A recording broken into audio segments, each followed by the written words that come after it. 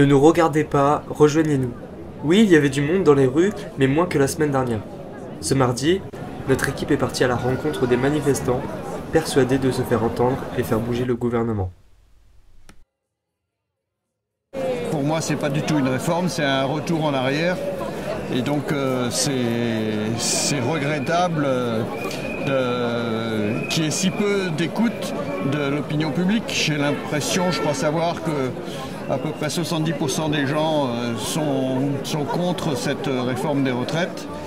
Et donc j'espère que l'actuel gouvernement va finir par renoncer. Un gouvernement qui renonce, c'est ce que les manifestants cherchent à obtenir pour, je cite, l'avenir de nos enfants. Parce que là, la réforme est jusqu'à 64 ans. Il n'est pas dit que le gouvernement d'après ne vous propose pas 67 comme dans d'autres pays européens, quoi. Donc moi, je suis déjà en retraite, mais je suis solidaire avec les plus jeunes et les moins jeunes pour qu'ils aient une vie correcte, puisque on sait aujourd'hui qu'après 62, 63 ans, la santé se dégrade. Alors elle se dégrade au travail, comme elle se dégrade d'ailleurs dans la vie civile. Voilà. Et donc il faut absolument que vous ayez une retraite tôt, d'autant que de l'argent, il y en a, il suffit de le prendre où on pourrait le trouver, quoi.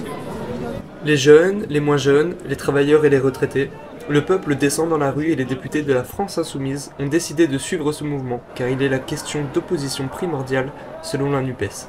Clémentine Autain, députée de la France Insoumise, nous a accordé quelques minutes pour répondre à nos questions. Pour vous, est-ce que cette manifestation va permettre de passer outre toutes les mesures, tous les systèmes du gouvernement, 49.3, 47 hein? Il va falloir un peu plus, hein. Il va falloir un petit peu plus qu'une manifestation. Donc il y a samedi qui est un grand rendez-vous. Puis ce qu'il faudrait, c'est qu'il y ait des grèves dans des secteurs un peu bloquants de l'économie du pays. Ça serait bien pour faire canner le gouvernement, pour faire plier le gouvernement. Donc voilà, donc il faut espérer une montée en puissance en fait de la mobilisation.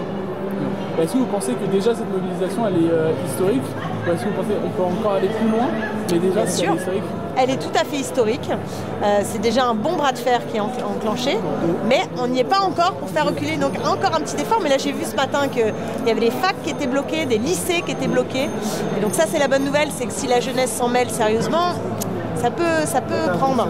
Voilà, ça peut prendre, c'est ce qu'il faut souhaiter. La réforme des retraites, une mauvaise solution selon la jeunesse, qui sont les premières victimes de cette réforme.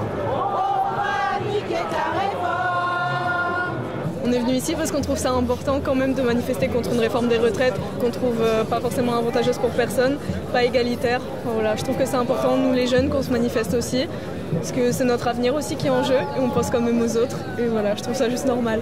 Et est-ce que vous pensez que c'est très suivi par les jeunes, cette réforme? Je pense quand même qu'elle est bien suivie, surtout aujourd'hui, il y a pas mal de jeunes. Il y a énormément de jeunes aussi qui montrent qu'ils ne sont pas d'accord, même s'ils ne manifestent pas forcément, etc. On le voit dans les facs, etc. Ça fait beaucoup de blocus. Et ouais, je pense que les jeunes y suivent pas mal. Alors est-ce que vous pensez que beaucoup de jeunes suivent le mouvement justement derrière vous? Ah oui, là-bas on a vu les lycéens, on a vu les étudiants, je crois qu'ils se sentent très très concernés, quoi. C'est bien, parce que c'est leur vie qui en dépend quand même. C'est sûr. Et qu'est-ce que vous pensez donc d'Emmanuel Macron et de sa politique C'est une politique antisociale, on le sait depuis le premier septennat, et il réitère dans le second, il n'y a rien de nouveau, il est ni de droite ni de gauche, complètement à droite. Mais ceci dit, je n'ai pas bien confiance dans les gens de gauche non plus, qui nous ont trahis du temps de Hollande et de Mitterrand, donc grosso modo, le monde politique c'est la même clique, ils se connaissent tous, ils sont tous dans les mêmes écoles, ça se tutoie, ça se tape sur le ventre au Parlement, ils sont tous copains, et donc tous voyous, quoi. Beaucoup de syndicats étaient présents aujourd'hui, comme la CGT, la SFDT et la CFTC, pour protester le choix du gouvernement d'Emmanuel Macron. Que ce soit le syndicat ou le peuple, tout le monde défile pour une seule attente, l'annulation de la réforme. On attend qu'ils prennent en compte un petit peu qu'il y a énormément de monde dans la rue et que le peuple est en train de parler et qu'il faudrait peut-être qu'ils tiennent compte un petit peu de ce que pensent les Français au lieu d'en faire qu'à leur tête et finalement se fichent un peu de tout ce que pense la majorité des gens. Et comme moyen qui serait quand même nettement plus équitable, ça serait de déjà augmenter le salaire des gens, mettre la parité homme-femme, déjà ça fait plus de cotisations qui iraient dans les caisses des retraites. Et autre chose, il faut voir que les gens, lorsqu'ils sont à la retraite, comme nous trois, on n'est pas inactifs. D'abord on garde nos petits-enfants et on milite.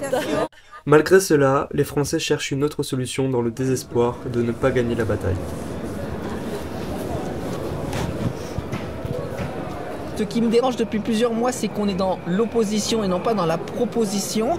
Et ce que je veux, c'est qu'en gros, on passe de la comptabilité à la créativité, parce que dans la vie, tout a une solution. C'est la raison pour laquelle j'ai créé cette plateforme que les gens peuvent scanner et ils peuvent proposer leurs propres idées.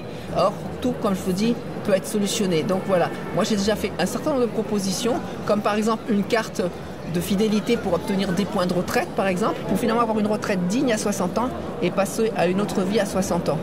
D'accord. Est-ce que vous pensez que les points de retraite sont une bonne solution ? C'est une des solutions. Alors, tout problème est complexe, tout problème est massif, et donc il faut avoir un nombre de propositions massif. Donc le but de cette concertation, c'est effectivement on ait des milliers de propositions, qu'on ait une capacité de synthèse pour faire une vraie réforme dans laquelle on a vraiment changé le modèle, dans lequel il y a une logique différente et dans lequel il y a tout un tas d'instruments différents. Ça, c'est un petit outil parmi d'autres, mais on peut cumuler plein de solutions pour résoudre le problème. Même si on est plutôt pas très vieux, donc pas trop concerné, je pense que voilà, c'est important d'être solidaire. Et si aujourd'hui il y a une étape comme ça à 42 ans, bah nous quand ce sera à notre tour de passer à la retraite, ce sera à 45, 47 ou ce sera des retraites privées, des fonds de retraite privés qui seront là. Et je pense que c'est pour ça que chaque combat est important. Parce que je pense que c'est la place logique des citoyens français, de maintenir les avantages obtenus par la génération d'avant en 1945. On appelait ça le Conseil national de la résistance, où il y avait un certain nombre d'avantages sociaux obtenus. Et je trouve qu'ils sont en danger et qu'il faut les maintenir. Malgré tout, les syndicats restent confiants pour la suite du mouvement.